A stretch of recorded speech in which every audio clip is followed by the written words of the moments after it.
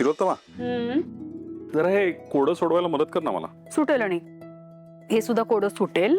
आपल्या आयुष्यातली सगळी कोडी आता हळूहळू सुटायला लागली आहेत. नाही, तू बोलतेस ते फार गहन आहे, पण मला सध्या हे शब्द कोडं सोडवायचं आहे. ते जरा मदत कर ना प्लीज.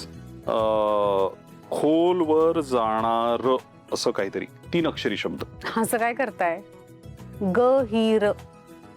हा, गैर. गहिर. करेक्ट. बसलाय शब्द. काय हो? सारंग आणि ती पोरगी आले नाही आहेत अजून. मला इथे काळजी वाटते आणि तुम्ही काय निवांत कोडी सोडवत बसलायत. अगं मेंदूला चालना नको का? आणि सारंग सावली काय येतील की? अरे अमृता, बरं चल आता तू मला कोडं सोडवायला मदत कर. एक वाईट बातमी आहे. काय ग? काय झालं? ती किरण आहे ना, तिचे बाबा गेले. अरे बापरे, गेले अचानक? तिला आई नव्हती ना, बाबाच होते फक्त. बिचारी ग, कसं करेल सगळं आता एकटी. काय झालं होतं त्यांना? पोस्टमॉर्टम रिपोर्टमध्ये असं आलंय की त्यांचा मृत्यू गुदमरून झालाय. पोस्टमॉर्टम म्हणजे संशयास्पद मृत्यू? म्हणजे खुनाबिनाची शंका आहे का? हो, खूनच झालाय त्यांचा. अरे बापरे, तुला कसं माहित? सावलीचा कॉल आला होता, तिने सांगितलं. हो.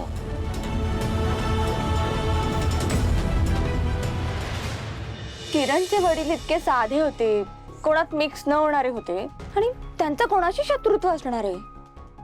कोणी केला असेल रे खून त्यांचा, आणि का? बघ ना, म्हणजे एक आजारी माणूस जो बेडरिडन आहे, त्याने कोणाचं काय वाईट केलं असेल? बिचारी किरणला तिच्या फक्त वडिलांचाच आधार होता. आता कसं होणार तिचं?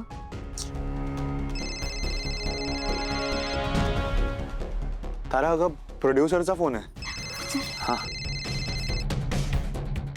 हॅलो सर, नमस्कार. हा, नमस्कार नमस्कार. कशी आहे माझी मुलगी? सॉरी सर, काय म्हणालात तुम्ही? म्हणजे तारा कशी आहे? अरे माझ्या मुलीसारखीच आहे ना तारा, म्हणून तोंडातून पटकन निघालं. कुठे आहे ती? आहे ना इकडेच. बोला ना सर. परवा तिला ऑडिशनला यायला सांगशील? हो सर, सांगतो. बस तेवढाच निरोप द्यायचा होता. चल ठेवतो. Sir sir sir, hello. मी पण येऊ ना तारा बरोबर? म्हणजे तुम्हाला माझे नवीन ट्यून्स ऐकायचे होते ना? अरे हो, तुझ्या ट्यून्स नाही का? हां चालेल, ये ना. तारा बरोबर तू ये, ऐकूया. हां ठेवतो सर. Okay bye. काय झालं? बोलवलंय का त्यांनी? हो, परवा ऑडिशनला बोलवलंय तुला. बघ, मला वाटलंच होतं त्यांचा फोन येणार म्हणून. हो, पण तारा मला असं वाटतं त्या माणसाला ना माझे ट्यून्स ऐकण्यामध्ये काही इंटरेस्टच नाही आहे. असं का वाटलं तुला? कारण बघ ना, नेहमी ते माझ्यापेक्षा जास्त तुझी चौकशी करत असतात.